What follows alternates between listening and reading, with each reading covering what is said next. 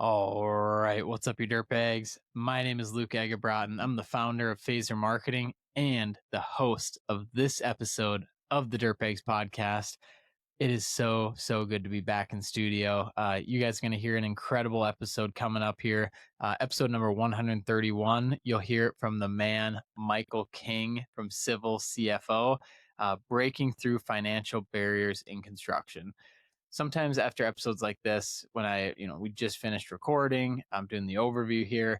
I just can't believe that we get the opportunity to have a guest like this on the show and provide this to you guys, the audience. Michael is just such a wealth of knowledge, such a great guy, very plugged into the civil and excavation industry, and just such a giver. And he's been a great friend of mine. We've had many conversations at Benjamin Holmgren's ground crew, at Dirt World Summit, you name it. And he's just such a great guy. Very smart, but as you'll hear in the episode, very humble. Comes from a trailer park, lived in Alabama, and just talks about like how, if he could understand some of these concepts he's talking about, anyone can. And he puts it in a great way too. And I'm excited for you guys to listen to this. It actually went a little bit different according to my original plan, which is perfect because that's how podcasting should be. We started digging into the journey in construction from 0 to 1 million, 1 to 3, 3 to 5, 10 million, 20 million, 100 million, and essentially what financial barriers you may run into and how to break through them. And the reason we stayed on that is because originally it was going to be, maybe a point of discussion. I wanted to dive into it with him, but he started just digging and throwing out nuggets and then digging deeper. And I was like, okay, we're sticking on this because this is gold. And I hope you guys hear that in this episode. It's definitely not going to be just a one-time episode with Michael King. He's certainly going to be a recurring guest. We're going to maybe even do a Dirtbags University with him, have him on in the future on the podcast, but he's just such a great guy. And I'm really excited to hear you guys' feedback on this episode. As we dive into it, you'll see my hat sponsor for this episode, the man himself, Blake from Apex Excavation up in Alaska, sent me some hats, wore that for this episode. Blake, thank you. Appreciate it, man. Blake is a client of ours at Phaser. We do their marketing, and huge congrats as well. Blake just welcomed their newest son into the world, Hudson. So hat sponsor for this episode, Apex Excavation. Go give them a follow. Apex Excavation AK on Instagram. He's the man. A couple other updates. Let's see here. Huge shout out and huge thank you to my best friend, James Stixma. I said best friend, so I've, that's up for debate. But James, you are the man. I appreciate you so much. James stepped up big time while I was out on paternity leave, took 5 weeks off and away from podcasting and from Phaser and from coaching. And he recorded with the man, Kevin Cox from DK Excavating. They crushed it. And then also huge shout out to Joe Casey and Cam Mathis from our team at Phaser Marketing. They also did an episode, their first podcast episode, recorded it, put it out because they all attended Storm Field Day in Mankato, Minnesota. So it was Thor, Chad, Cam, and Joe from our team at Phaser. I didn't get to go because we had just had our baby, but they had a blast. And so they did an episode that you guys heard as a recap for Storm Field Day. So thank you to those guys for putting that together. They loved it. They loved your guys' feedback, the messages you guys are sending them. And will be exciting to involve more of them in the future. And it's been really cool to see the growth of the podcast and just all the feedback you guys have. Big update for Phaser Marketing here is we are now doing photo and media and social media management for our construction clients. This is huge. I've owned Phaser for 7 years now, and we've never done on-site photos until this year. And so we just rolled it out. Our current clients can upgrade. And so if you're listening to this, you're a current client, shoot me a message, or Joe, or your client success specialist, and you can look at upgrading to get our content team, and then also have us manage your social media account. So big step up for us. We love the in-person stuff. Obviously, we're a digital agency, so we don't do a lot of it, but now we're opening that up. And if you're listening and you're not a client, we have 3 programs: phase 1, phase 2, phase 3. If you're doing 500K to a million and you run an excavation, septic, or hardscaping company, phase 1 is the perfect fit for you. If you're above that $1 million mark, phase 2 will be a solid fit for you, and we'll take over all of your digital marketing. Get our whole team. We have a team of 31 full-time team members, and we work with over 120 excavation companies around the country. And then phase 3 is that's where we add in our on-site media, and then also our social media management. So if you're listening to this, you're a current client, reach out to us. We have an upgrade option for you guys. And if you're not a client, reach out to me or Joe Casey, and we'll get you guys signed up and get you started and take your marketing to the next level. If you mention this podcast to Joe and you just say, "Hey, Luke said you'd give me some money off. I listen to the podcast," he will give you $1,500 off the startup fee. Just tell him I said so, and he'll take care of it.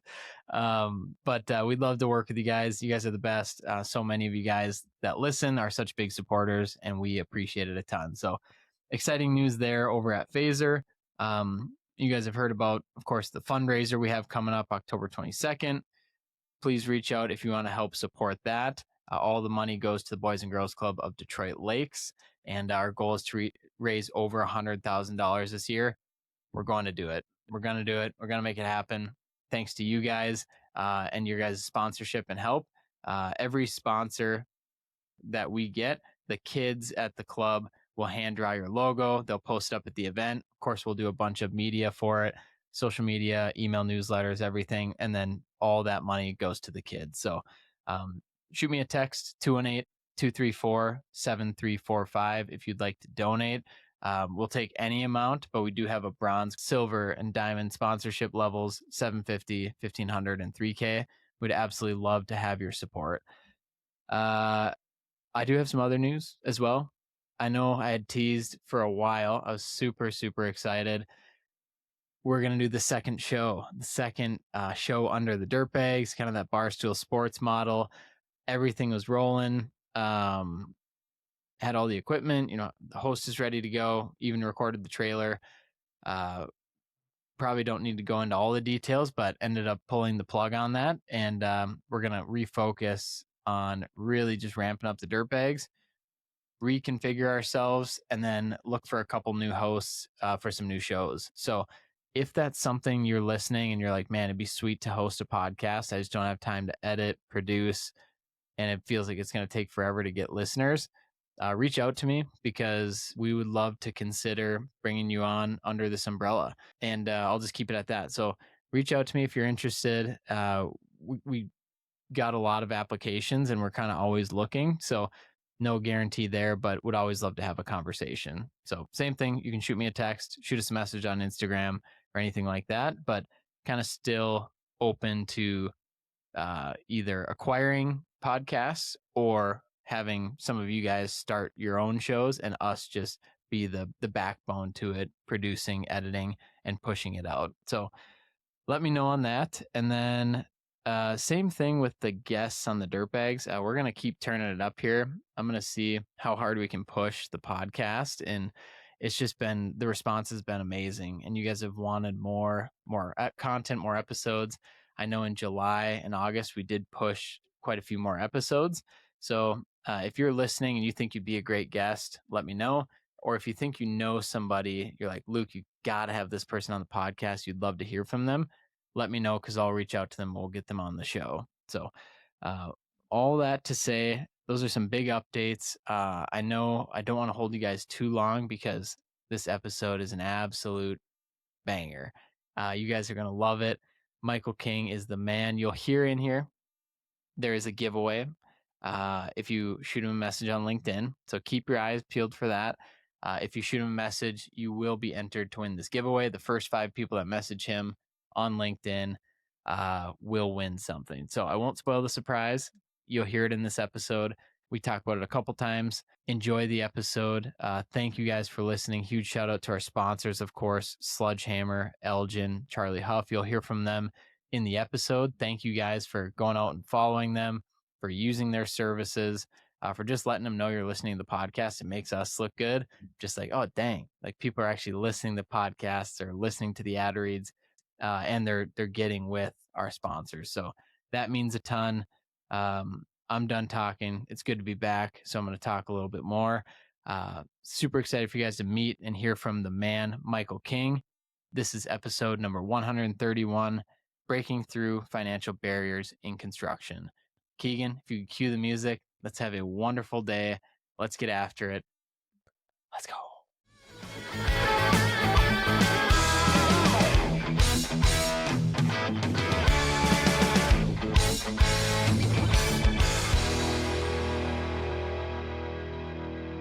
All right. What's up, you dirt bags? My name is Luke Eggebraaten, and I am finally back in studio. I couldn't be more excited to be back with you guys.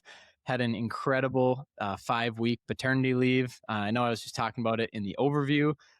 Thank you guys for everything. Thank you for all the support, all the dad advice I got from you guys.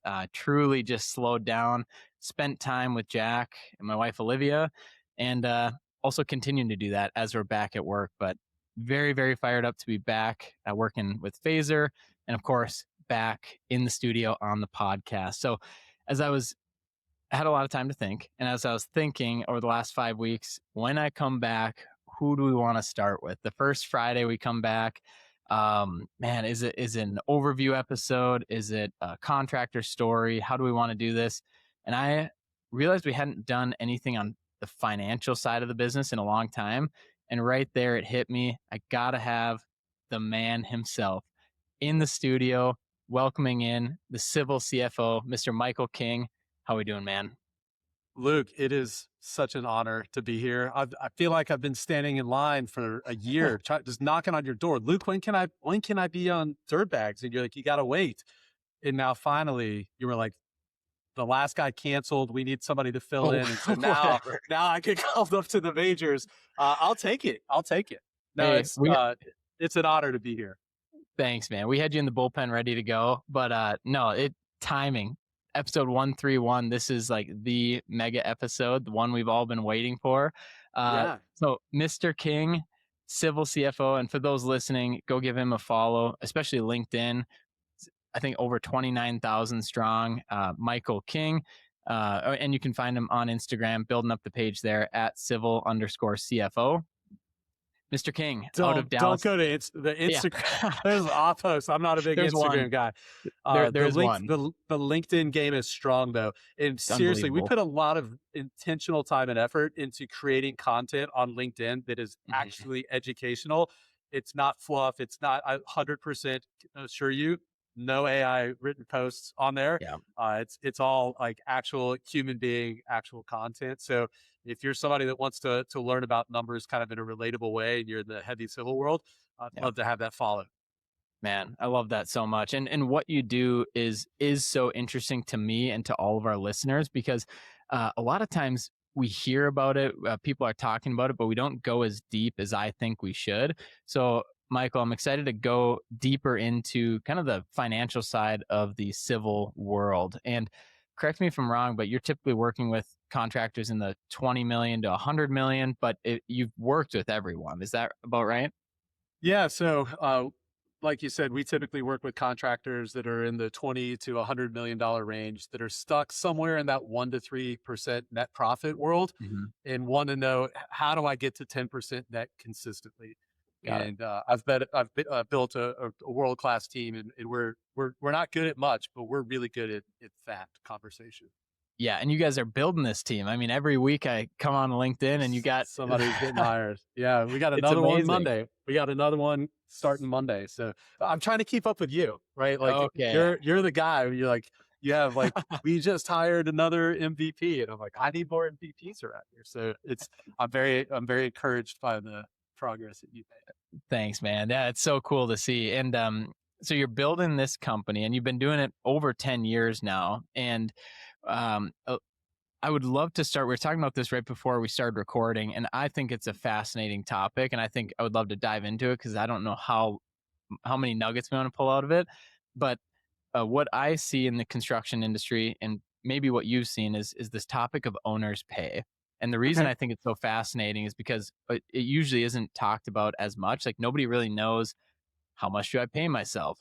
Like how much do I pay to bring home to my family? Am I a single guy, a single gal? Is it are we an S corp, LLC, C corp? So what have you seen in the industry, and maybe what's a good rule of thumb for paying yourself as an owner if you own a construction company? Well, let me start off by saying I'm not a CPA. I'm not an attorney. So what I'm going to share with you shouldn't be construed as legal or tax advice. That's not what we do. So I'm just going to share my opinion as a business owner and kind of how I think about it and the philosophy that we take to our clients. That said, I'm going to give you a very lawyer answer out of the Love gate, it. and that's it. It depends. Um, what I see a lot of people do wrong, just to be direct, what I see a lot of people do wrong is we get into our business and a lot of us that are very growth oriented, we want to take revenue from here to here. We want to Uh, have all this iron. We've got all that. We want to have a fleet that looks like this and a crew, multiple crews that look like this. And so we go in there and we're really, really good at turning those things into reality. And then what we tend to do, Luke, is say, all right, what's left over? That mhm. that'll be owner's pay. That's my owner's comp. What's left over? And then what happens? Most of the time that's not enough. Yeah, for Or sure. it's enough that it creates tension. I see so many contractors that start going into personal debt and those kind of things like while we're in this growth stage. Um, and I think that holds true not just on the financial side, but also on the amount of time we're spending in the business as well. Whatever the business doesn't consume, that's what's Mm, left for the wife or the spouse or to be a dad or to be a mom or to exercise or to go to church or to give back to the community. We end up building this business with the hope of it being this major blessing to our family, yet we're not intentional about saying, well, what would need to be true for it to be a blessing for the mhm, family? And so when we start working with contractors, the very first thing that we do during onboarding is we sit down with the owners and we're like, what are your personal goals? What would need to come out of this business for you to get really excited about it? And we mm, think about it in terms of income, that's the easy one, lifestyle, family, and community.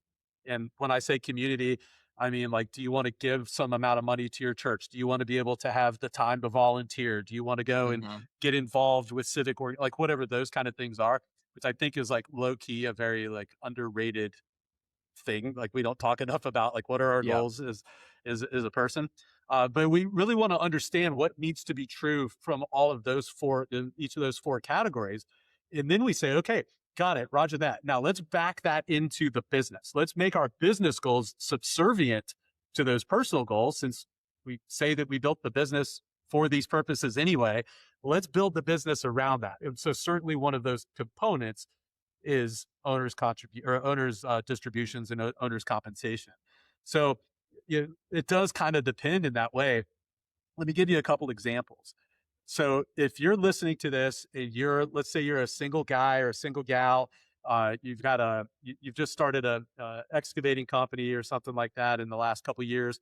You don't have any kids at home. You don't have a mortgage. You might be able to say, look, I need to take home 50 grand a year Mhm, just to keep my truck paid for, and to keep my one bedroom apartment going, and to do those kinds of things. And any excess money that the business generates, I can put that into hiring a PM or hiring an estimator or getting heavy bed installed, like whatever the software thing mhm, is that you've been looking for. And so you can do that, and that's great. And so for you, the right answer, how much owner's comp should you take, might just be 50 grand. mhm, Now, take somebody like yourself, you're married, you've got a newborn at home, maybe you've got a mortgage, maybe you've got college debt and those kind of things that you're trying to pay down. And so it might be grossly negligent of you to take home less than 100 grand a year. you know, and so it really does kind of just depend on you and your situation and your risk tolerance and what you and your spouse and your family are trying to do and what season of life that you're in. And so rather than try to give a rule of thumb or some kind of average number, Yep. I would say like, look, I don't know what we're going to talk about the rest of this hour, but I'd say if you don't take anything else away from this, and you haven't had that conversation with your spouse of like, Mm. hey, what are we trying to do together with this thing? I would hope and encourage you to go and have that conversation, and then just do some real honest introspection and say, have I built have I built my construction company, my heavy civil company, whatever the case is, in a way that is a blessing towards those things, or are they working against each other in some way? And I'll tell you, I want to make sure it's not lost in the podcast. So if you're driving and you were tuned out for a minute, I want to welcome you back right now. If you haven't had that conversation with your spouse, even if he or she is not involved in the business, that's a conversation that has to happen. Mhm. Um, Mhm. they want you to win. They want to see you win. They want to be part and encourage you and support you. And I see a lot of times owners, even of multiple 8 or 9 figure, all the way down to the brand new ones. If we don't have that open dialogue and that communication and the transparency, what ends up happening? Resentment. They feel Mhm. left out. They feel like they're not part of it. And so, just as the natural human tendency, we start telling ourselves stories of what must be true in the business, what must be going on. And normally, those stories don't default to a really good story. They default Right. to, he just doesn't want to be at home with me anymore. He's not bringing the money home that we need for like, and so things spiral, and that has consequences on the relationship. And so I just say, like, even if things aren't rosy in the business, you loop your partner in. Let them Mhm. be it so that they can support you and love on you and give you that help that you need. And I'm telling you, like, you'll find out real quick that your spouse is probably your biggest fan and your biggest cheerleader, and Yep. it would be a blessing for them to be able to do that, even if right now is a tough season for you. Yeah, and I would even say, especially if it's a tough season, like, isn't that when you need them the most? Because you guys are really the one team, especially if you are married, you are one flesh, and it is, hey, me and you first, we are the team, and then Yep. everything else is like the second team and the third team, and so if you guys aren't on the same page, like let's get that first. And whether Yep. business is going great or business is struggling, having those conversations is so important. And also Yep. too, you bring up such a great point of just being honest with the numbers and looking at, okay, what is the timetable? Because I think every spouse, and this actually could go to the spouses listening, every spouse wants to be supportive. And how do you be supportive?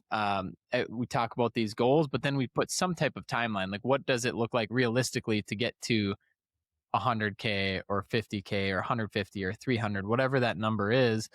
And let's check in on that every 3 months, and Yep. take a look at everything just so we can both understand how the business works and what comes out at the end. I don't know about you, but my wife is like my ultimate accountability partner. Yeah. And so if I tell her, look, we're in a season right now that requires this, level of like, we're only going to be able to take this much out, or I'm going to need to work more hours for the season. But to your point, Luke, like this is the end point for that. If Yeah. I tell her that, but then 30 days into that plan, I come home and I'm like, man, I just saw this F-250 on Facebook Yeah. Marketplace, and Right. it is the sweetest deal. My wife's gonna be like, "What in the world are you talking? We Who have are this you? other goal. Yeah, we have this. You committed to this. No F-250s." But allow your spouse to be that accountability partner and hold you to task because I think we all need that Yeah. in our lives. So Yeah, that's so good. And I'd like to even go one step further. If you're not married, if you're single, find that mentor, find that coach. We talk about it all the time. And if you don't know who to go to, take a look at the last 131 episodes that we've recorded. I talk about everyone, how to contact every single person.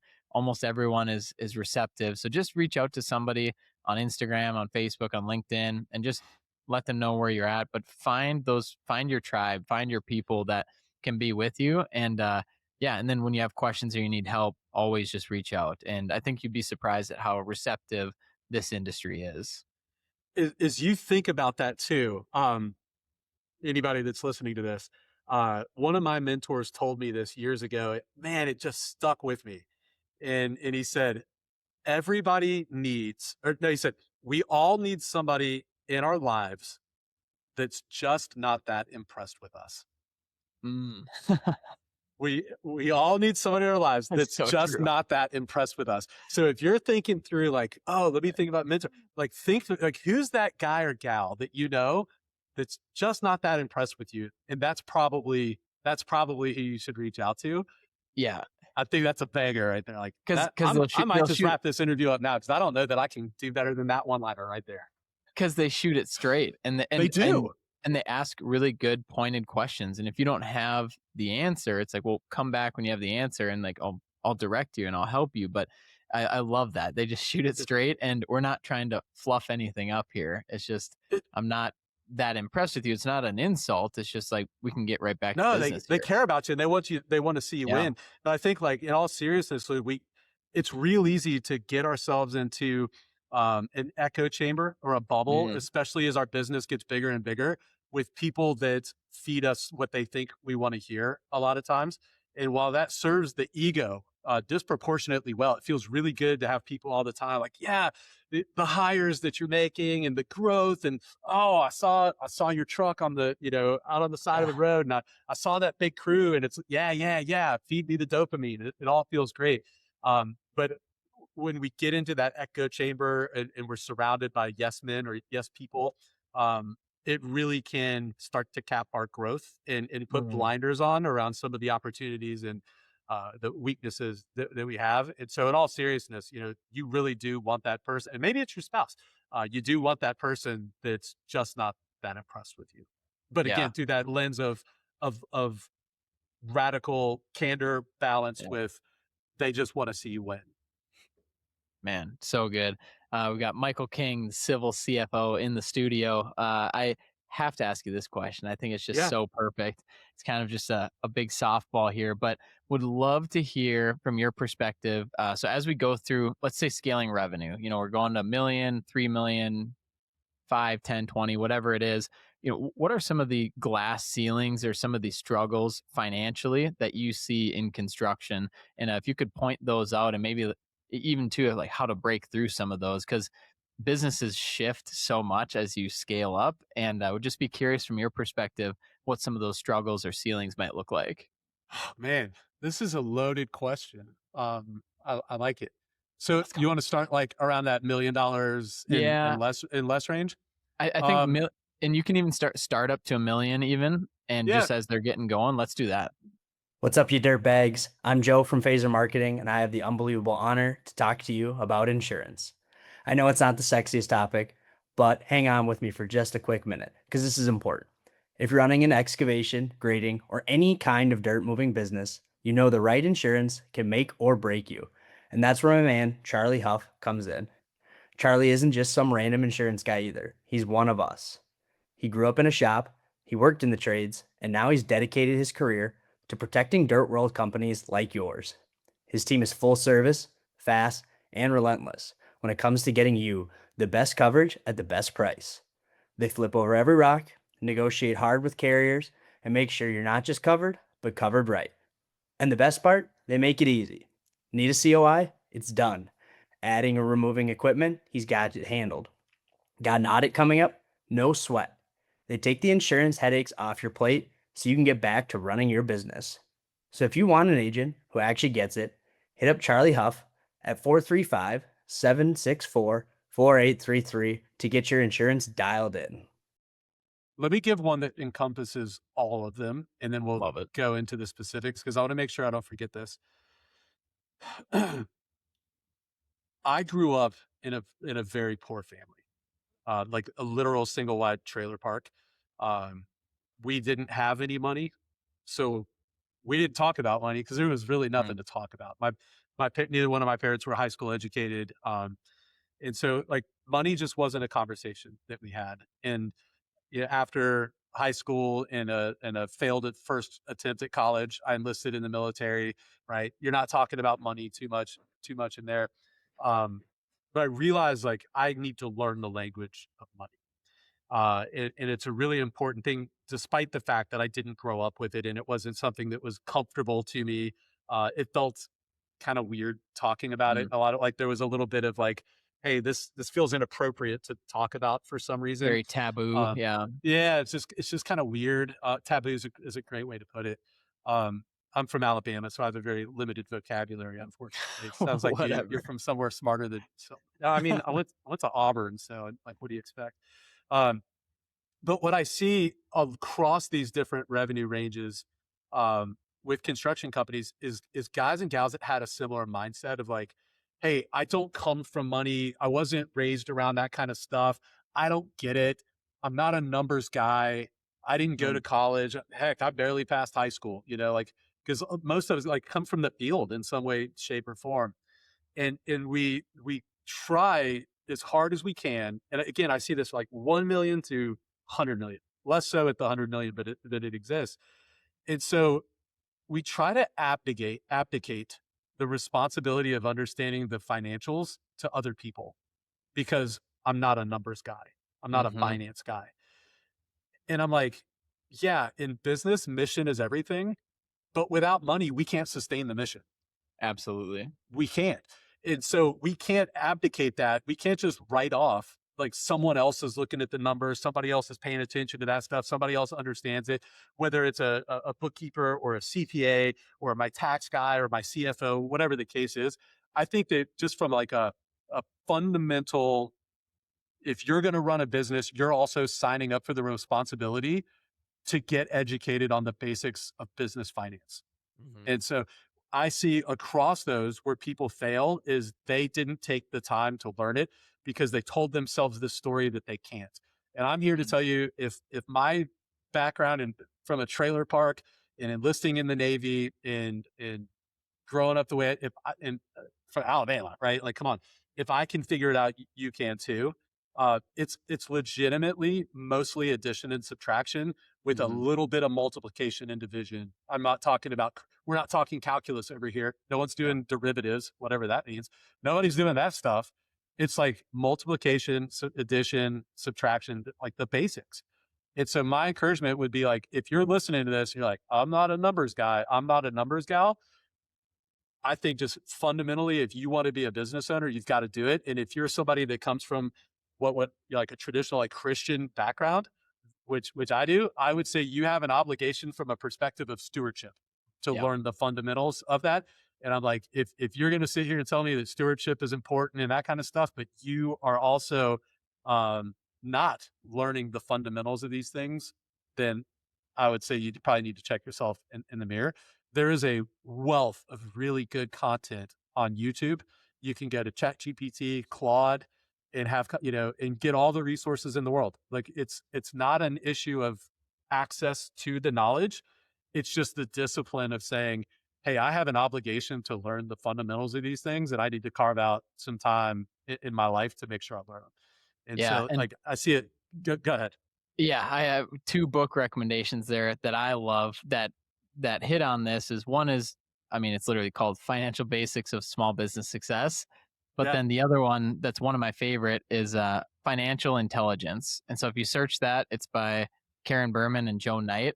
And then I'll do a third honorable mention. This one is like your next level up, the Personal MBA book. You're nice. getting your MBA in a book, but just reading those 2 books and looking up the content, like you said, and pairing it with using ChatGPT to plug your own numbers in, plug your own P&L in, help me understand this. Then you can piece that all together and take responsibility.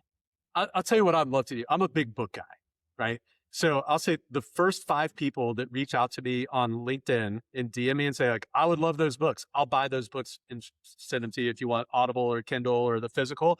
First 5 people are like, hey, I heard you on the Dirtbag podcast. Hit me up on the DMs in LinkedIn and I'll send all 3 of those books to you. Just let me know the format. Let's go. Because And in addition to that, if you send Michael that message, he'll let me know those first 5, and Phaser will also send you a bunch of stuff. So we'll I have love it, man. 5 giveaway winners. You have to message Michael King on LinkedIn. You can't miss him. He's got like 30,000 people that follow him, but he'll hit you back. He'll send you those books, and then Phaser will also send you a bunch of good stuff. We got a ton of new. I love Actually, I'm that. not even going to spoil the surprise. So send Michael a message. Let him know you heard him on the Dirtbags podcast and that he's the man. Awesome. Continue. I love it. Okay. So that's my overarching message with mission is everything. Without money, we can't sustain the mission. Educate yourself. Don't think that you can just completely abdicate that and just quit with the story, the self-talk that you're not a numbers person. Mhm. I guarantee you can do it. Because I did. So all right. So let's talk about some of the things that limit like that $1 million business owner in some way, shape, or form related to finance. Okay. Um, I think the big one or one of the big ones in that range is that we'll call it blurred lines Mm. between the business and the owner. And everyone listening to this knows what I'm talking about. That's where you run your personal vehicle through the Oh, business and all the gosh. different expenses. You're The dealing boat. like the boat, and it's because somebody on TikTok told you that you could write it off. What a lot of people forget is like you can literally write off anything off your taxes. It's just if you get caught. That's Yeah. like, can I write Right. this off? Like, you can write off whatever you want, but if you get caught, there's probably going to be consequences that could Yeah. involve prison. So, like, your mileage may vary on how you do with that, but you can write off whatever you want. Um, no, but in all seriousness, like, there's these blurred lines between like personal and business, and then what ends up happening is because of all of those blurred lines, your margins are skewed Mm. and your cash flows are skewed. And that's bad enough because, you're looking at like, how am I doing? Is the business doing well? And it's maybe, but it's hard to say that you start doing all this mental math of like, well, if I subtract out the truck payments and then, Mhm. but then I factor this, right? And so you start getting this inaccurate picture. Where it will limit you even more, though, is as you continue to scale up, what do you need? You need bonding, you need lending, you need a line of credit. And so those underwriters are going to take your financials and they're going to look at it and be like, what is this crap? Yeah. No possible way are we gonna give you $1 million line of credit? Are we gonna let you buy this piece of iron that you need? There's no way. And so like that blurred line a lot of times really causes it'll put that glass ceiling on you, and then Yeah. now we gotta undo it. Yeah. And honestly, there's no reason for it in the first place. I'm like, so what's the right way to do it? You add one step and it completely fixes the blurred lines. Just transfer the money from your business to your Mhm. personal account and then pay for it. Right. Like you could still have the business pay for it, but transfer it to your personal account and then execute the payment for it. Problem solved. And Right. it's going to give you a much better indicator of the financial health of the business from a profitability and cash flow perspective. When you pull up QuickBooks as an example, those numbers are going to be much more accurate when you're doing it that way versus trying to do the mental gymnastics. Right. And real quick for an example is I did this years ago. It was like my first big payment out of the business for a personal item, and it was my truck. So I bought a $10,000 truck, or I paid 10K for it, and I was like, okay, I'm going to use the business money to pay for it. And my CFO was like, yeah, you can absolutely do that. Just write a check to your personal self for 10K, then buy it. And I Yeah. was like, The okay, one shouldn't I step. just, yeah, one step. And I'm like, shouldn't I just do it out of the business? He's like, no, because it's not a business expense. Like you're not using it for business. Sure, you might use some of the gas for business.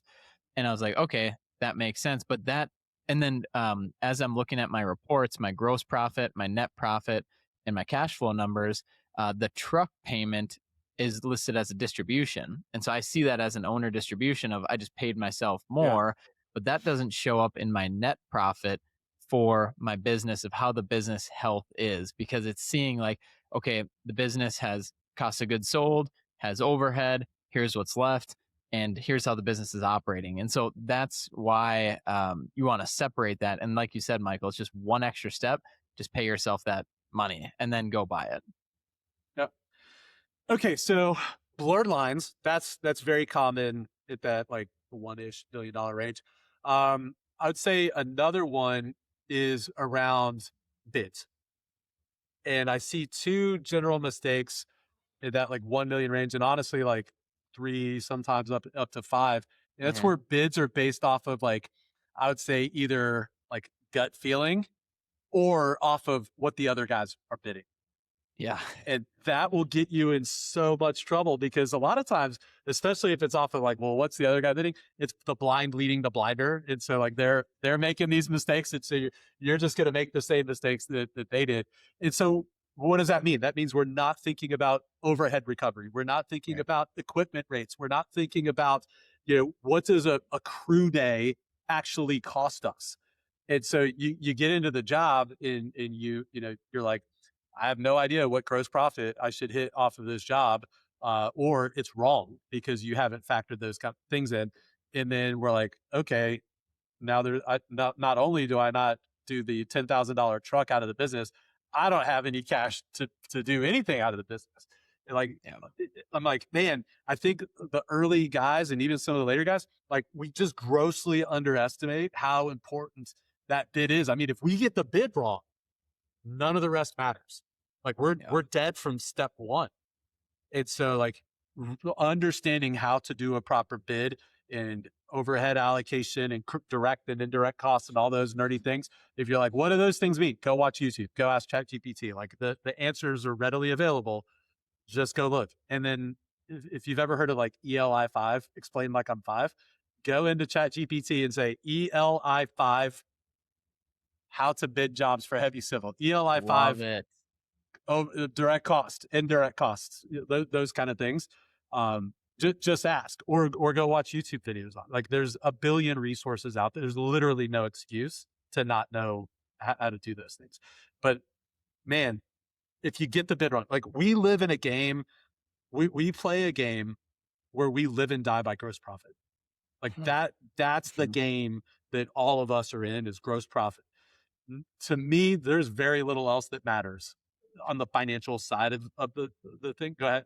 And gross profit, you're talking revenue minus cost of goods sold.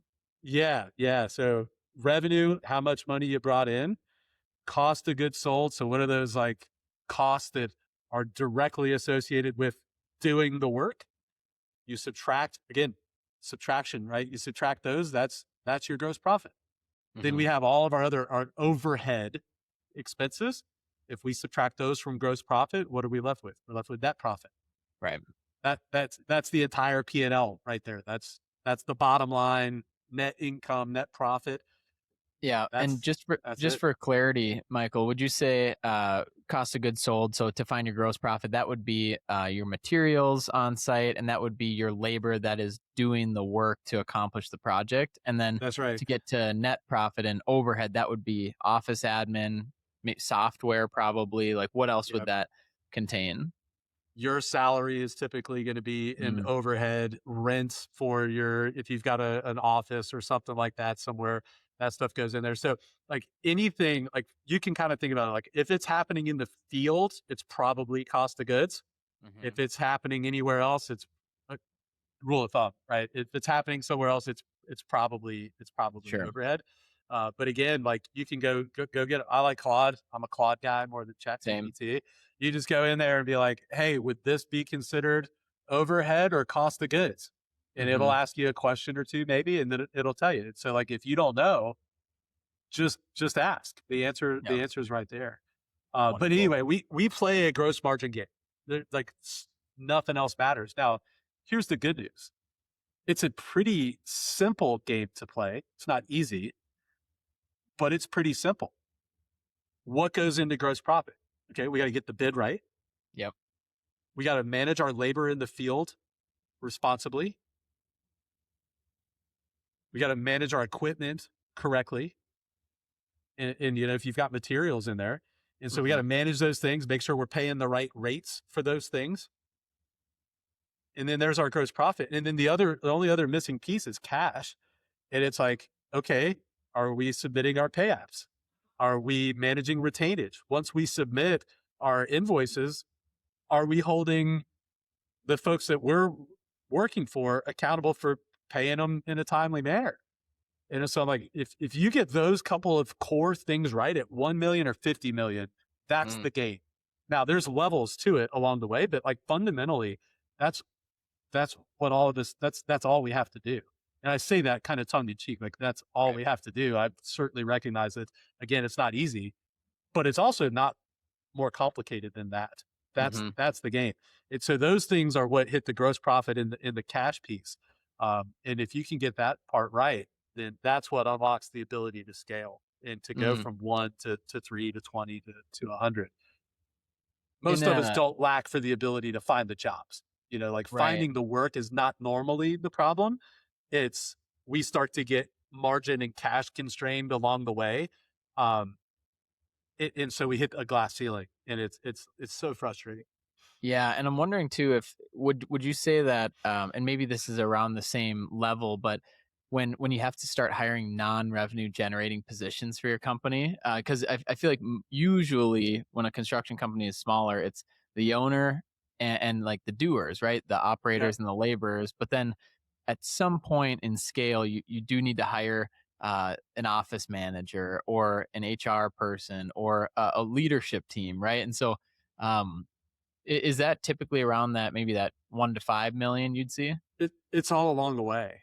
Yeah, Yeah, I mean, it's every stage, you're doing either more jobs or you're doing bigger jobs, right? And so sure, yeah, we're really just adding more people and more yeah, equipment, along the way. right, So really like, 1 million, 3, 5, 20, 100, it's just adding more of those people.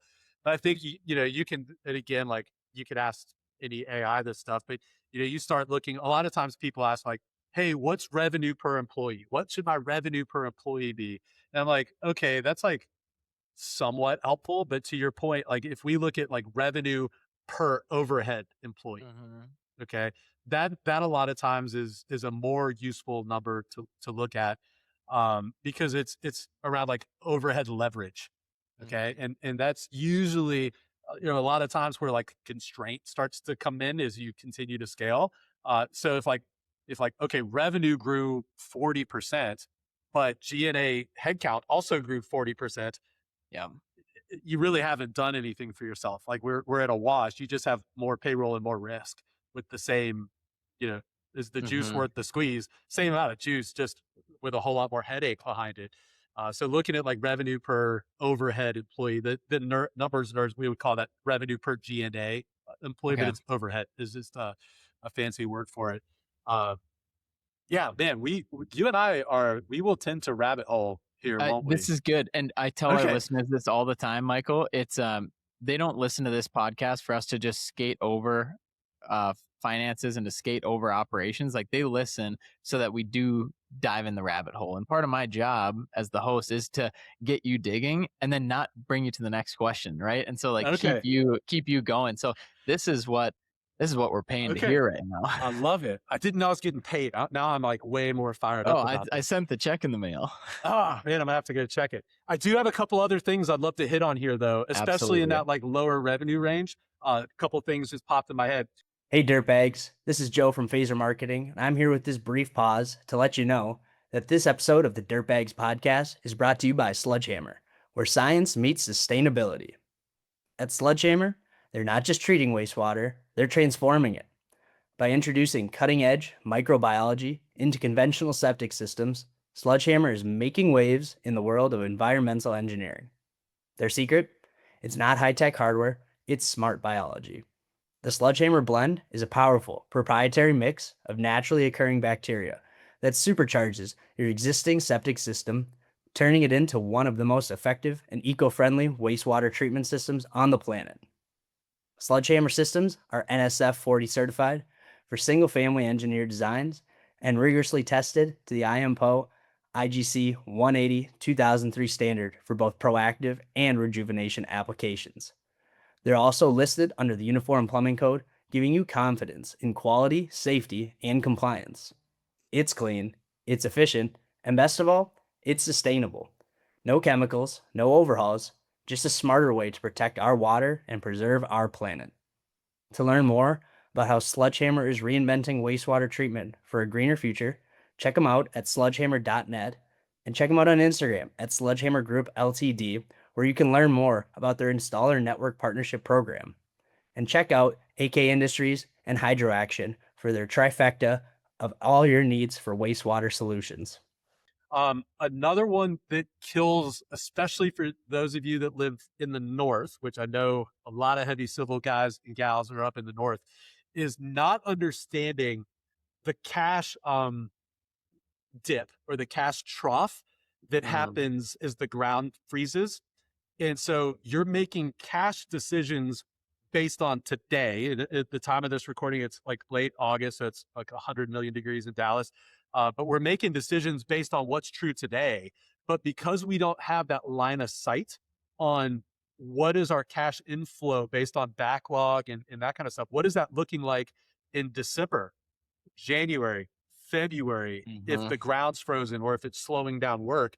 And so we end up spending cash today that we can't afford not to have tomorrow. And that's where you get into a lot of trouble. Like, well, I'm going to dip into that line of credit, but man, I'm going to get it paid off for sure come spring, when the work picks back up. And then next thing you know, you're years into a line in million. Like I had a call today with a guy, they've been $3.9 million into their $4 million line of credit. I was like, for how long? And he was like, always. Like we've just always been there. And so I would say like really think about like looking forward at backlog and what you think you're going to reasonably be able to do, and understand what are your cash obligations, um, in the winter months when things slow down. And where a Yeah. lot of us, where the thing that I love about this industry that we work in, that's also can be a curse in ways if we're not careful, is we don't let labor go when the work slows down, because we know that that's somebody's rent and their mortgage or their ability to feed their kids and those kind of things. And I love that. I love Yeah. that most of the I bet the kind of guys and gals that listen to this operate that way. And I don't want you to change that, but you've also got to be thinking about that. Like, hey, times are good right now. We're in a season of abundance, but it's not it's not an unknown. Like we know winter's coming. Like get all Game of Thrones on us. Like we know that winter is coming, and we know that cash is going to slow down. And so we've got to think about what we're spending today and how that's going to impact what we have available to keep people fed in January. Yeah, and it's better to have those conversations now and just be super transparent of even if I don't know what it's going to look like and just getting on some sort of page with your team. And you bring up such a great point because if you're protecting a couple people, you might be putting the whole business in jeopardy and everyone's families and everyone's lives. And so just something to keep in mind. And being a business owner is incredibly difficult and you have to make difficult decisions, but it's my opinion that growth is behind a lot of difficult decisions. And so Always. and you bring it up so well with empathy as well, because we take care of our people at the same time. So how do you do both? There's no clear cut easy answer, and you try your best to scratch and claw. A lot of times it can be fixed on your financials and your revenue and intake, and then of course being profitable, you can have a little bit more wiggle room there. Well, yes, I think there's a simple answer, but it's not easy. And Mhm. it comes down to taking a disciplined approach to headcount growth.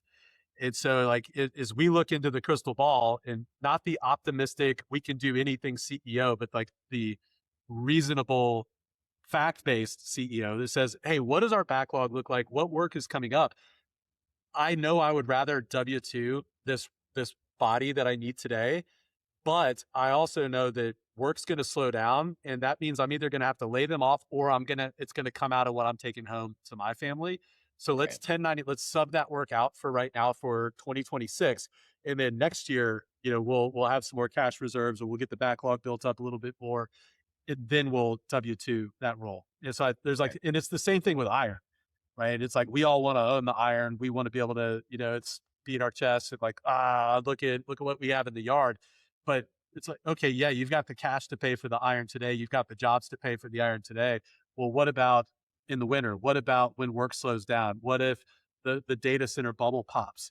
Mhm. What about all that iron then? But oh, by the way, we personally guaranteed it, and so that iron is backed by our house, as an Mm. example. Like so, it means a lot of times like slower growth, maybe lower margins. 1099, like subbing the work out. Maybe we don't get the margins that we would necessarily want, or renting the iron instead of Renting. buying it. We don't get the margins we want today.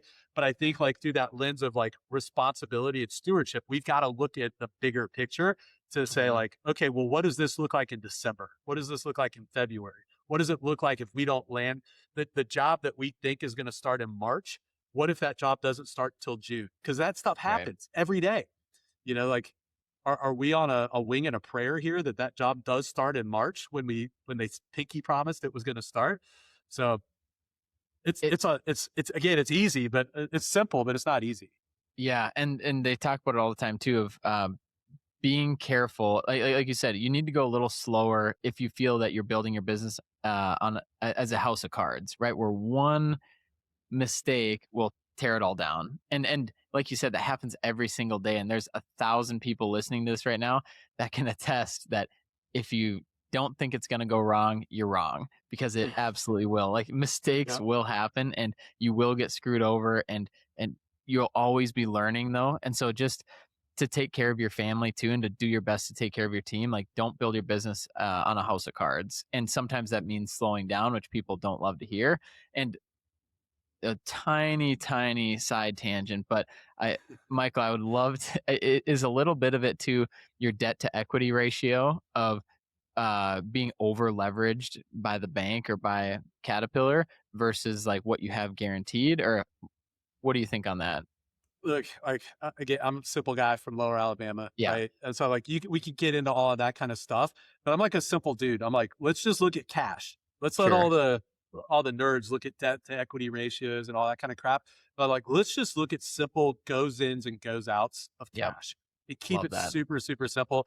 Underwriters and those people, like, but a lot of those ratios, like, I'm not. They're important. My team looks at that kind of stuff. We geek out over it. That stuff's important. But I'm like, what is a guy or gal that's trying to build a $10 million company? Like, they don't need to know anything about debt to equity. They need to know how much cash is coming in the business month in and month out, how much is going out, right? Like, just Well keep it said. super simple like that.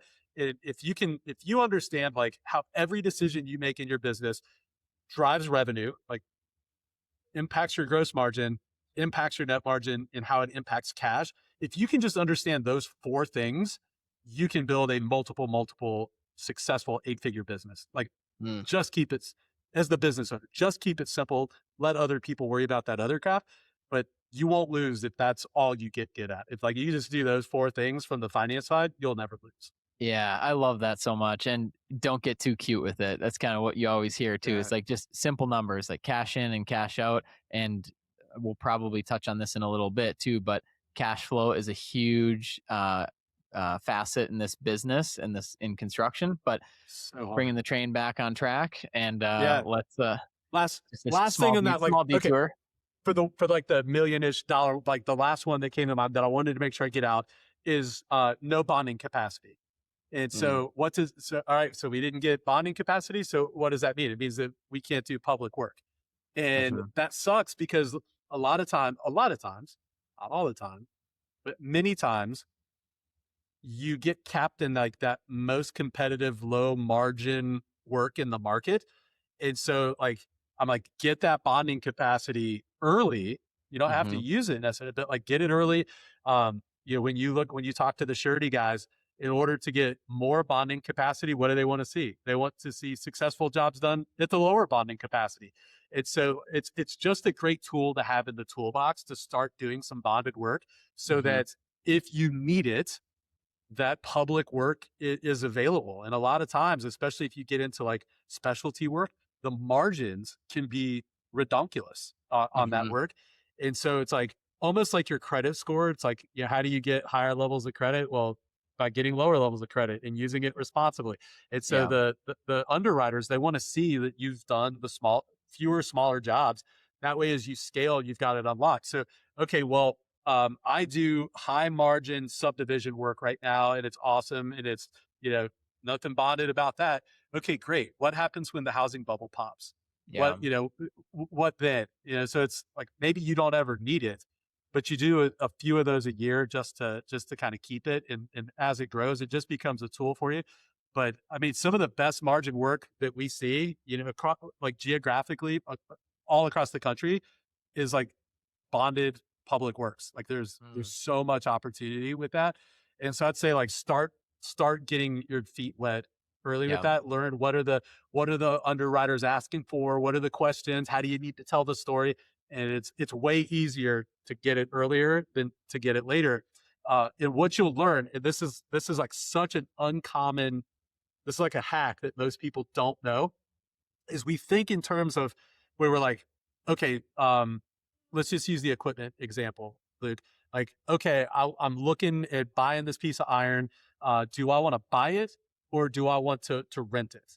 And Hmm. so we think about it in terms of profitability and cash flow, and that's good. Those are important things to think about. What people don't think about so often is how does that impact your balance sheet and how does that impact your ability to get bonded? So it makes sense from a profit perspective. It Mm. makes sense from a cash perspective, but it doesn't make sense from how much debt, how much risk has my balance sheet taken. And now you want to get that underwriting for you want to get bonded for like, yeah, that $10 million job that just came your way. And they're like, nah, your balance sheet sucks, man. Yeah. We can't do that. So I think that's like an unknown thing that people don't think about till it bites them when it comes to that decision of like, do I want to buy it or do I want to rent it? Yeah, profitability matters. Yes, cash flow matters, but also keep your eye on that. And so my advice for those of you that are listening is if you're doing bonded work or you're thinking about doing bonded work, before you buy the next piece of iron, talk to your bonding guy, talk to your surety guy and say, hey, I'm thinking about doing this. Is it going to help or hurt my ability? Because like tell like, hey, in the next 5 years, this is what we're trying to do. This is what bonding is going to need to look like, aggregate and single job and all that. Hey, if we take on this debt, how is it going to impact our ability to increase our bonding limits so that we can continue to scale? Most people aren't doing that. And I'm like, if your surety guy isn't proactively asking you those kind of questions, it's probably time to start shopping for somebody else. Because the good ones, the good bonding and surety guys, they're having those conversations. But if they're not, like you need to bring those things up because that will cap you. That will be a glass ceiling for you if you're not thinking about that stuff early on. Yeah, I mean, this is so great. And if anyone's listening and you do bonding and sureties, reach out to me because we don't really have anyone that we refer or recommend. And so would love to have a conversation and see if we can pair everyone up listening too, just with some good resources. But Michael, I Yeah. appreciate you diving into that. I don't think we've ever talked about that on the podcast in that level of depth. And it's just, yeah, so important because it helps you think in terms of the future and not just right now, what do I need? Yeah. If you know Winston Durbin, that's the guy that I send all of our clients to. He's with a company called CAC. If you need Shout out that intro, Winston. hey Winston, what's up, my man? He'll be What's up, excited to know I gave him Winston? a shout out today. Um, okay, so and that's common from like 1 million to all infinity $1 million. Thinking about the bonding thing. Yeah. Okay, so let's jump to like that 3-5 million range. Is that a good next threshold to get to? Beautiful. Love it. Okay. Um, this is a really big one. Gosh, this would actually be true all the way. But you again, like most heavy civil folks don't lack jobs to win, Yeah. right? So like I'm assuming like that's the case for you, listener. Um, and so what ends up happening is your growth, your revenue growth ends up outrunning your working capital, right? It's so like you continue to get these jobs, but you don't have the working capital, the cash Hmm. that you need to be able to go and actually execute the work. And so like, okay, well, how does that work? Well, if you think like, all right, we've got, I don't know, like 5 to 10% retainage on a Hmm. given job. And then we've got, most of our jobs are like 45, 60, 90 day DOT payment, right? And you start thinking about that, like you're paying your labor weekly most of the time. You're paying Yeah. for your equipment real time. And so you start looking at, especially as the jobs get bigger and bigger, you're like, that 10% retainage. Like, I mean, that can be millions of dollars pretty fast. Money that you've already spent like to do the work and you've already earned, and we're just waiting on some silly check in the box to be able to collect that. And most of the time it's nothing to do with you. You're Mhm. waiting on the GC or somebody else to finish their thing to check the box for you to get paid. And then you have like these 45 and 60-day or 90-day terms on whatever the job is. And like, just for those of you that are wanting to work with bigger companies, let me tell you, they might have a 90-day payment term on invoices. They know that they can stretch that out as long as they want, because what are you going to do? So just be Mm. careful when you go praying to work with those bigger companies, Hello Walmart. Like, they are notorious at not paying it 90 days, right? They have people that are financially incentivized to stretch that out as long as possible, right? Meanwhile, you paid your trades guys or your employees 4, 5, 6 months ago for Oh my for that gosh. money. And so anyway, that becomes a real constraint. So like, that's what I'm talking about. Growth outruns working capital. And I would say like that might be that probably is the single largest point of failure when you get to Mhm. that range, is like you're out of cash and you you got all this revenue, and a lot of times the profit, like it's like, whoa, we're actually killing it, but you don't have any cash, right? And so like, okay, now that's what we call bankrupt. Like that's Right. that's that's a that's a big problem. So that's a big deal. Um, Job costing and WIP. We Mhm. don't have good job costing. We don't have WIP. Work in process. What does that mean? Go ask ChatGPT. Go watch videos on it. There's a million of them out there. And so why is that a problem though? Like, why is the absence of a WIP, why is that a high failure mode? And so if we're like, okay, well, it's probably good. Like, well, what is WIP? WIP is the report that tells you how much money you actually made this month instead of how much money moved through your bank account this month, right? And so it's like, you know, it tells us how profitable we are based on the work that's in process. Okay. The Mhm. work that's ongoing. Okay. That's really cool. Why is that important? Well, would you rather know for a given job that you are unprofitable, or that you're experiencing what we would call margin fade? Would you rather know that on week 3 of the job or at the end of month 3? Mm. The work in process will tell you that story real time, relatively real time, versus waiting until it's over. Why does it matter if you wait till it's over? Well, a couple of things are true. First, like I said before, if we get the bid wrong, we're dead in the water. Since the job started, my guess is you've bid other jobs. And Mhm. so if you've got a flaw in the way you're bidding jobs, wouldn't you rather know that the one that just started was bid wrong, rather than bidding and winning 6 more that were also bid incorrectly? That WIP gives you that real-time feedback that says, hey, maybe we misbid this job. It's also real-time feedback to say, hey, we should be hitting something that looks a lot like 27% gross profit. And based on where we're at, we're only halfway through this job and we're already at 22%. We're not going to get that back more than likely, unless change orders save the day somehow. So it's like, we've already had 5% margin fade. What's going on? Oh, Mhm. we've got a problem with overtime. How do we have this much overtime? And so it gives leadership that opportunity to start asking questions so that we can right the ship before the ship has sunk.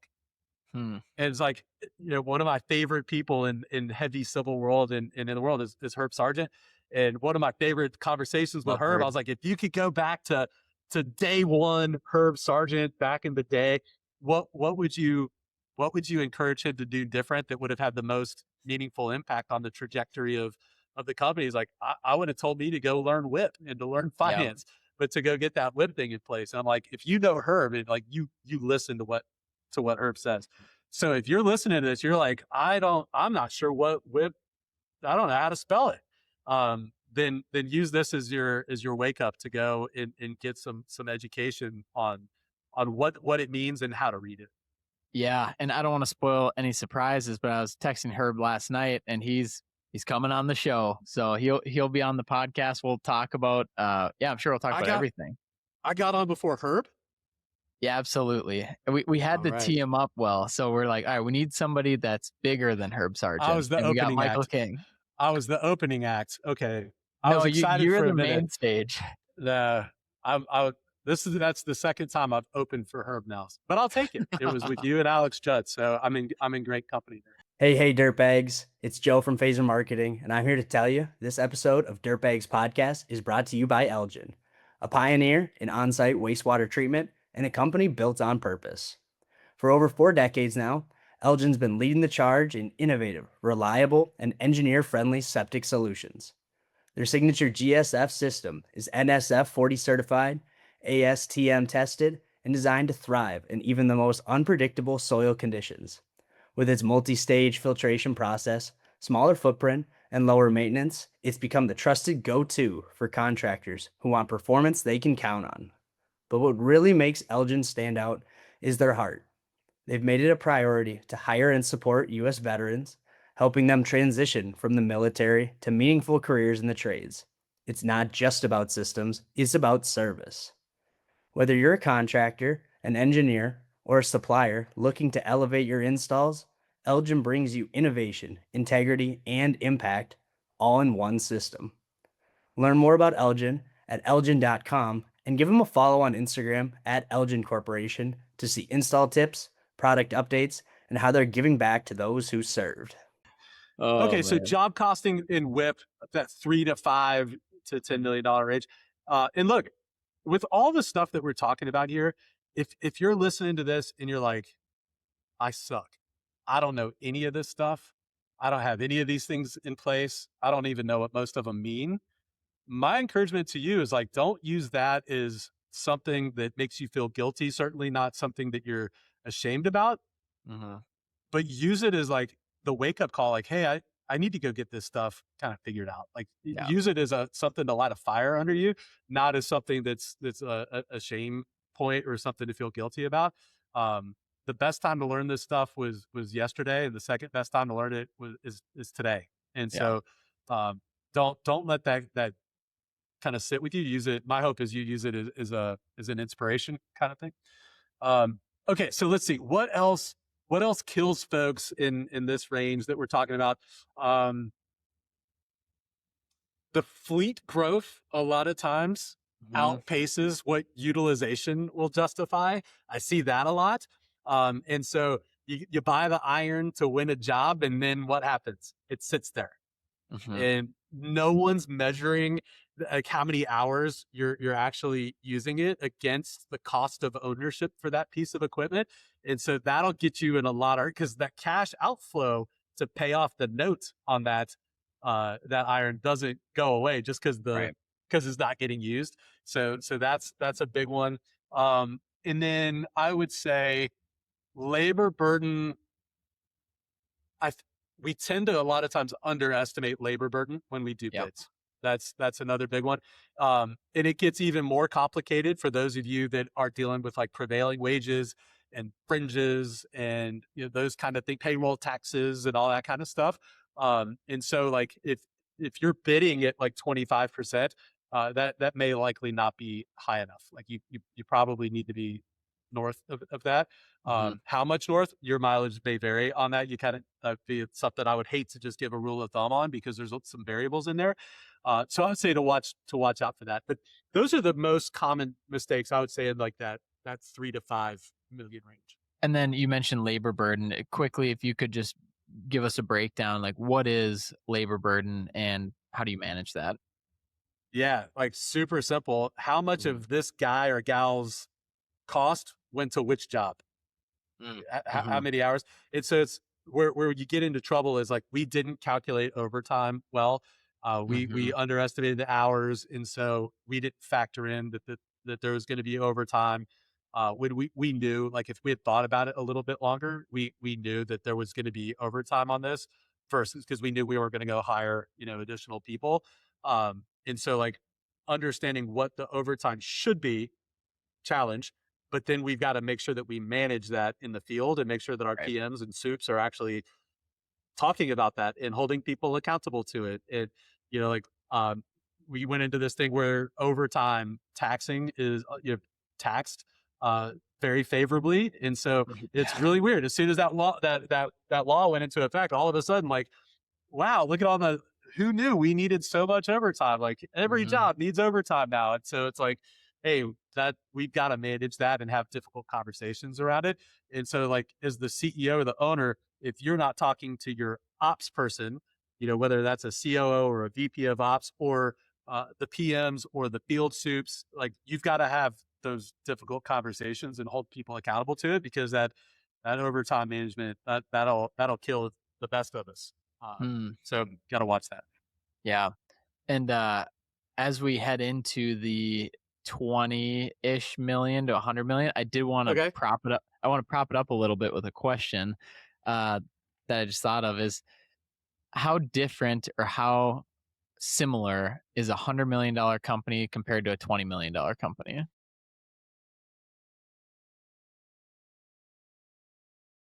They're very, very similar in most ways. It's just like we talked about earlier. I don't know if this was before or after we started the interview, Yeah. but it's like it's more jobs and or it's bigger jobs. And that means there's more people and more equipment. Hmm. Nothing else really changes. Now, you might decide like, hey, I want to get into some different geographies, or I want to get into like, okay, we've gotten to $60 million as a heavy civil. Now we want to add in logistics, or we want to add in Hmm. some. We want to buy a quarry, like whatever. Like, there's all these other things, that could go into it. That could be right, but like fundamentally, like if we're just talking like heavy civil, it's either more jobs, bigger jobs with more people, Yeah. in more places. Like fundamentally, they're exactly the same. And so Right. you're just like managing more of the same, which like brings up, I think, this like really important point, whether it's 1 million or 100 million. If you can't steward a $1 million business well, you certainly can't steward $100 million business well.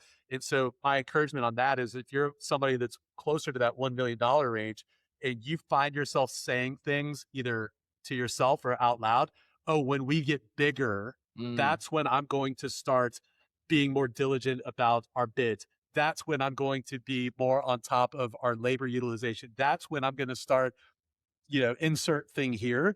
And like, if you can't do it at 1 million, you right. certainly can't do it at 100 million. And so you've got to earn that along the way. Yeah. You've got to earn the right to steward $100 million company. Because if you don't, then there's a whole lot at stake for a lot of people that are Yeah. not just you. So Wow. I mean, excellent point, excellent advice too, because as we're sitting here, and it kind of ties back into what you're saying earlier. If somebody's listening and they're feeling overwhelmed from what we're talking about, is use this as the opportunity to continue learning. Because I guarantee you, $100 million company has issues. $60 million company has issues. Like a 10 million one, a startup, everyone has issues, and but we're always learning forever, and that's the exciting thing about business. And so, taking one of these topics even that Michael is talking about and diving into it and implementing it into your business, and then taking the next one and diving deep into it, learning it, and then implementing it. And so we're just always on this business journey, and we're always in it for the long haul typically. that's right. Okay, so what goes wrong in that next revenue range? I think the number one thing that we see in that like 20 million plus range is probably underbilling. Hmm. I would say underbilling is probably like the most expensive habit in the heavy civil world, especially in this range. Like, Yeah. the most expensive habit earlier on is buying that F-250 that you really don't need, if we're being honest, right? Like, there's always something. I got a little cash, little jingle in my pocket, so to speak. You start getting into this range, it's underbilling. And so, what are we talking about when it comes to underbilling? Unbilled quantities or unapproved change orders that Mhm. just sit there in the cost, um, slow mobilization billing. Mhm. All of those things end up basically becoming essentially just an interest-free loan to Mhm. to the owner of like whoever you're doing the work for. And man, we're not a nonprofit over here. We've got a business to run here as well. And so, like, why does underbilling become so much more prevalent in that range? Because there's just so many more moving pieces Now you've got more people managing. So your line of sight to things as the owner typically starts to get blurred or diminish along the way. And so like staying on top of underbilling, super, super important. Um, whip accuracy will start to decline somewhere in Mhm. that range for a lot of the same reasons. Um, like when we think of like for those of you that know the language of whip reports, what you'll start to see is like cost to complete start to become loose guesses by project managers that are like overly optimistic or don't want to say out loud that things aren't going well. It's so like revenue and margin, they end up getting misstated month to month. Um, Mm, but then like if you think of like everything downstream of that depends on that being right. And so you're making decisions off of bad information. right. So you see that a lot. Um, let's see what else.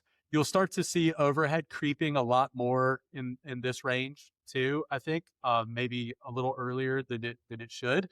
Mhm. In fact, it's interesting. Like normally, there's not a middle ground on this one, Luke. It's either people that still won't make the investment in Yeah.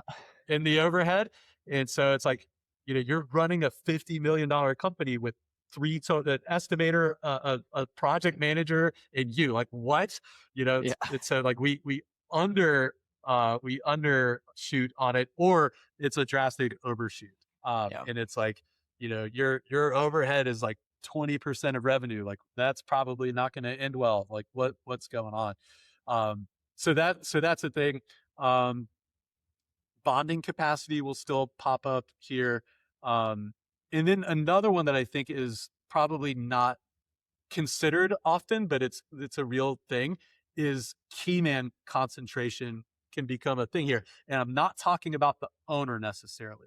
Okay. A lot of times we'll go into a multi 8 figure construction company, and you've got like this one estimator that's been around for like 35 years, and he's got all the stuff in his head, all of the pricing like logic and how things have to go, and like it's not systematized.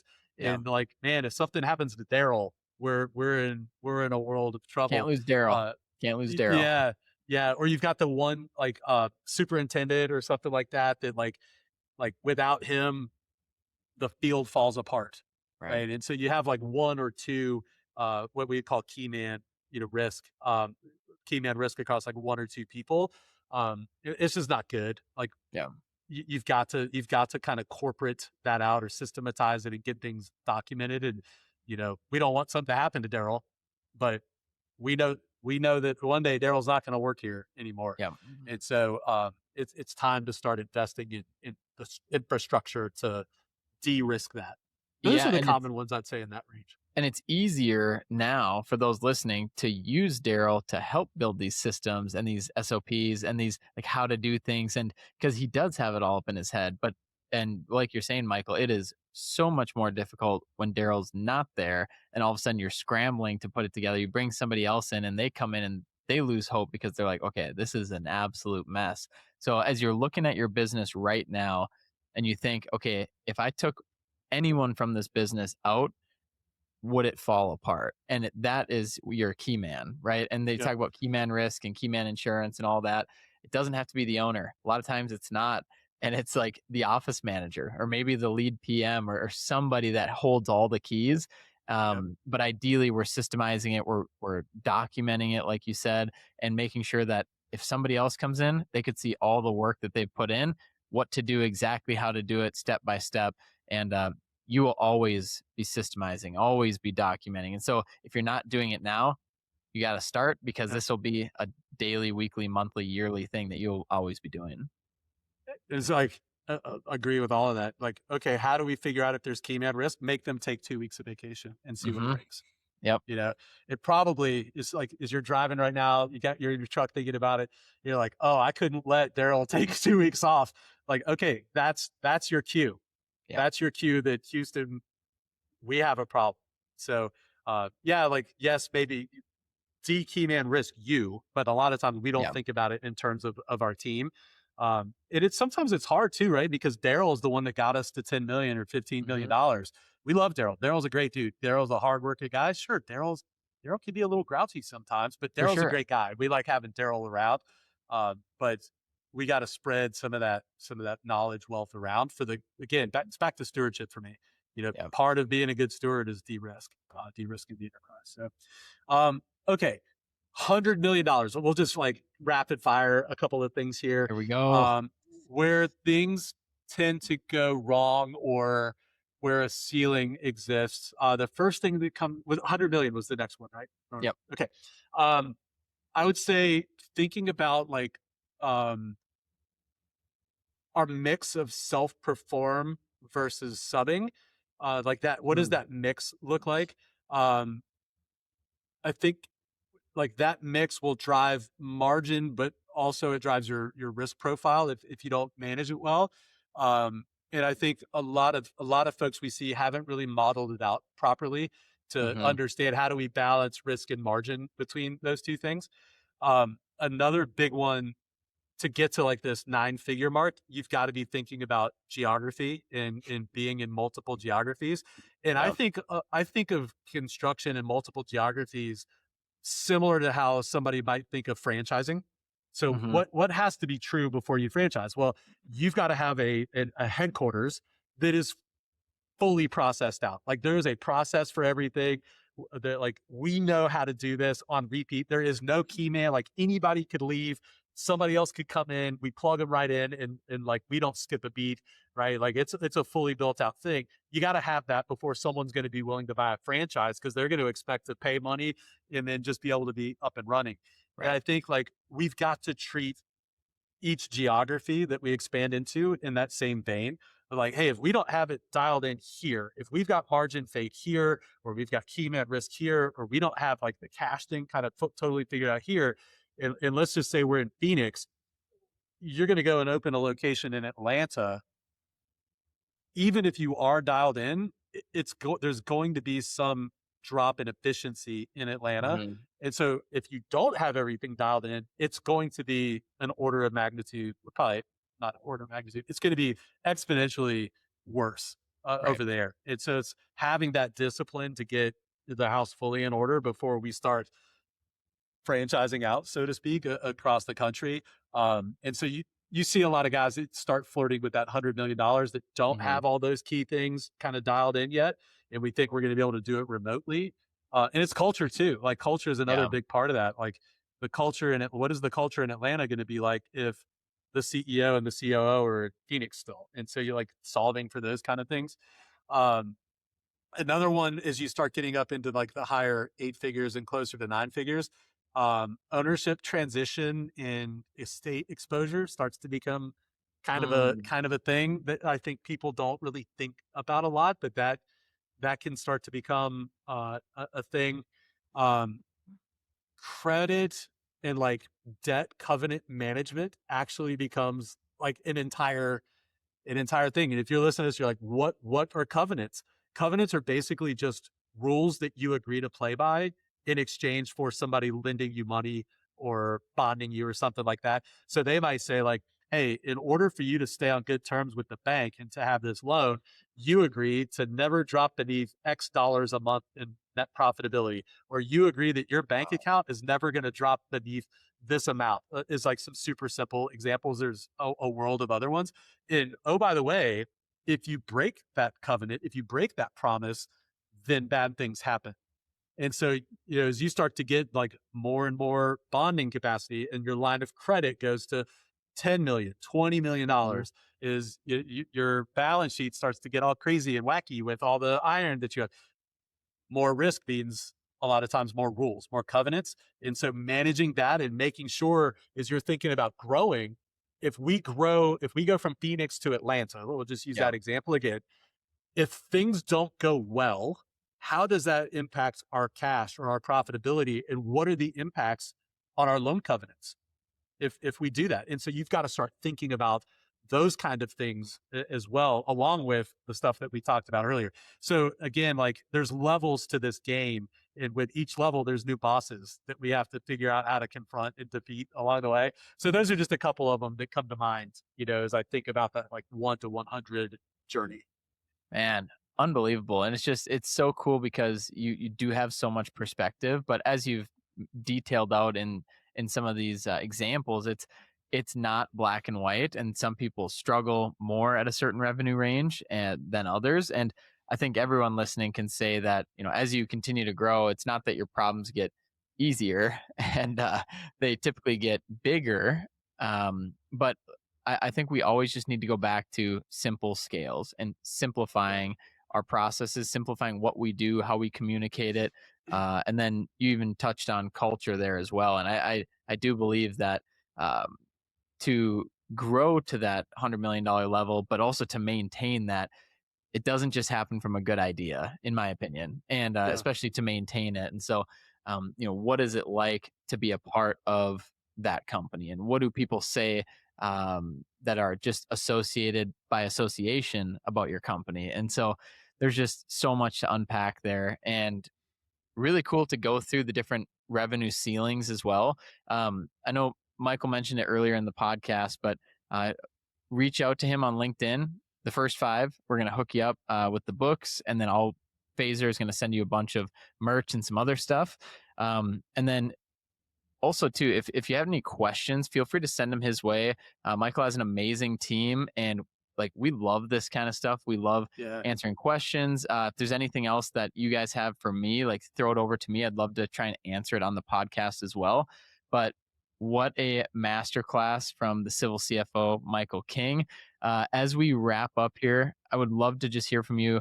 Any last words, pieces of advice, maybe from a financial perspective, a business perspective, even just life, as people listening to this episode right now, because these are the real ones, the ones that listen to the hour and a half.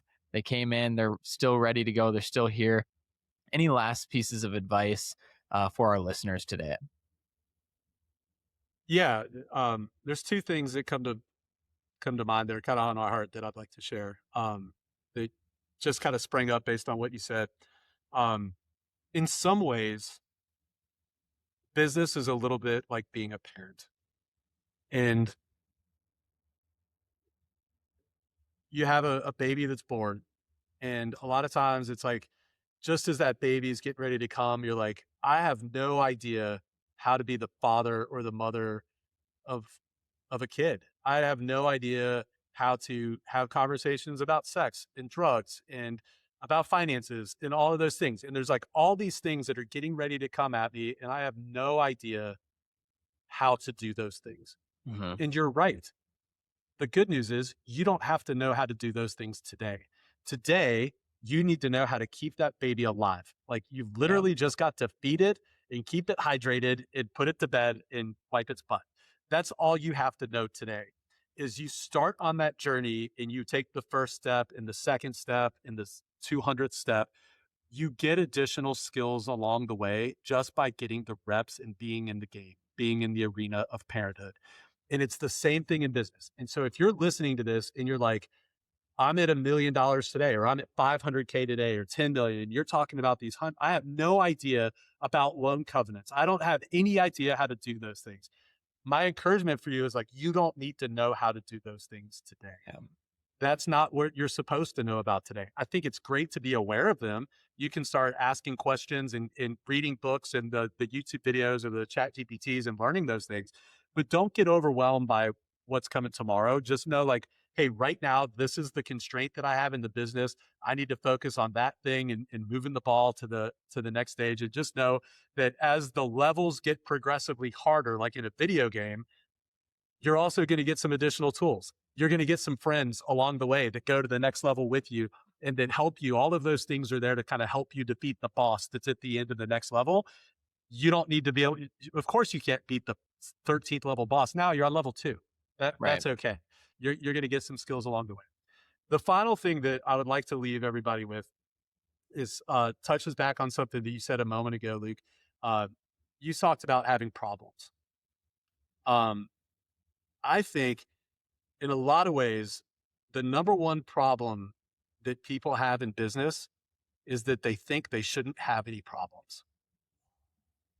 We think that there's something wrong with us, that we're Mm-hmm. an ineffective leader, that we're too stupid, that we're not cut out for this, that this game, like, we weren't made to play this game because we have problems. Mm-hmm. That's a cost of being in the arena. It's a feature of doing this thing called business, and which in a lot of ways is probably just a proxy for life. That's it. Sure. Like having problems means that you're in it. It means that you're doing it. And so like if you're somebody that's like, I have all these problems, and you've got the self-talk and the self-doubt, and it's just wearing on you, just know that that's just because you're doing it. And like you're doing hard things, you're doing new things, and you're gonna have problems on that journey.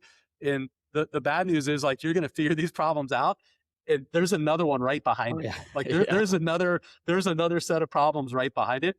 But that's where the growth comes from, going through the growth. Like when you think about lifting weights, right? Like you don't get stronger. Like it's the tear down of the muscle, and the Mhm. tearing of the tissue, and then the rebuilding of it that makes you stronger. Solving the problems is what gets you better in business and gives you the ability to solve the next bigger problem.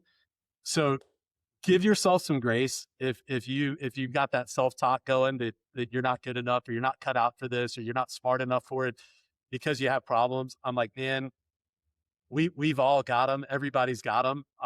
For sure, you're in the right place. You're amongst friends. Mm. And my bet is you can figure it out, and you are made for this. Man, incredible. What a great way to cap off the episode as well, of just suiting up and realizing that we will have problems every single day, and we are going to go solve those problems. Like we are coming with the fire extinguisher, with the fire hose, like everything. And but that is what we're built to do. We're built to add value to the marketplace. We're built to solve problems, and those don't go away. So it just, you can change that mentality, and then you go fight those problems, and you solve them every single day. And it's just amazing. And I can't thank you enough, Yeah. the civil CFO, Michael King, for being on the show.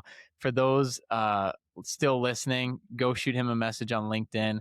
Thank him for being on the show, for diving deep into this episode number 131, and just giving us so much there. And I know there's so much more too. I almost said everything you got, but we're just scratching the surface.